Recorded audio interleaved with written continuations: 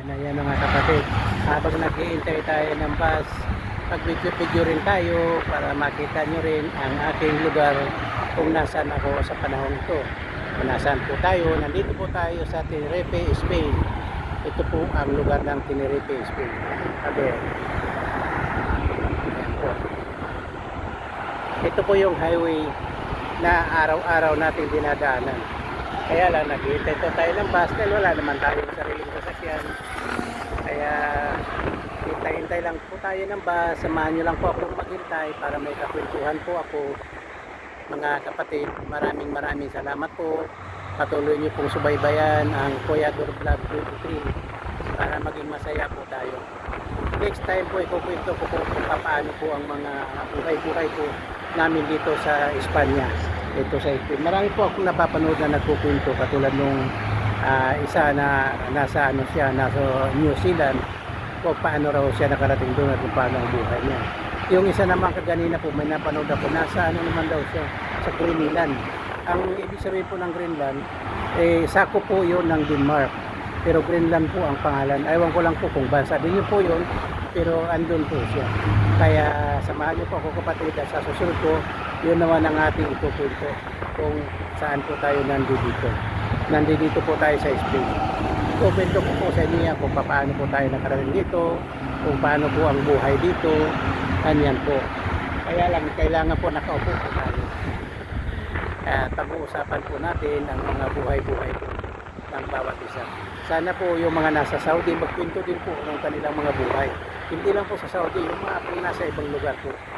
At para po maging ano bang tawag po, maging halimbawa po tayo ating mga kapatid. May nagsasabi po kasi na sa abroad daw po madali po ang buhay, pero hindi po, mas lalong mahirap po ang buhay sa abroad. Sabi nila kasi maraming pera po, pero hindi naman natin yung pera. Kailangan natin paghirapan, kailangan po natin kumayod para magkapera. Ganun po ang buhay dito sa abroad. Kaya tsaga-tsaga po tayo, laban po tayo sa hirap, sa lungkot. Kailangan po natin magsikap, tsaga. Ganun po ang buhay dito sa abroad. Ayan, mukhang wala ng basa. Maraming dumadaan pero hindi naman para sa atin yung biyahe na yan. Malalayo po kasi ang biyahe niya. Kaya yung hinihintay po natin, yung akma po doon sa lugar kung saan tayo pupunta. Ayan po. Ay.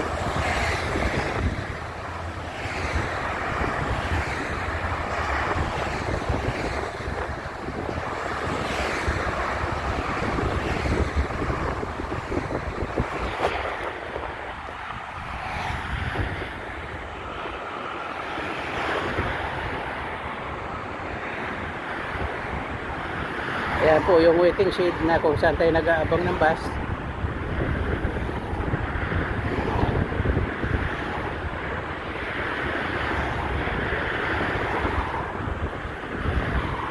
Doon di ba? Karnabal. Pada Karnabal. Sí.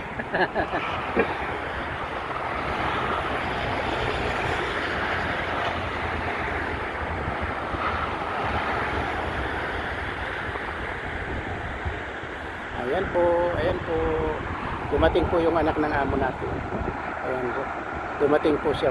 Magkakarnabal po kasi may karnabal po ngayon dito. Kaya nga po, di ba po ba may napanood yung ang dami-dami ng tao. Yun po yun.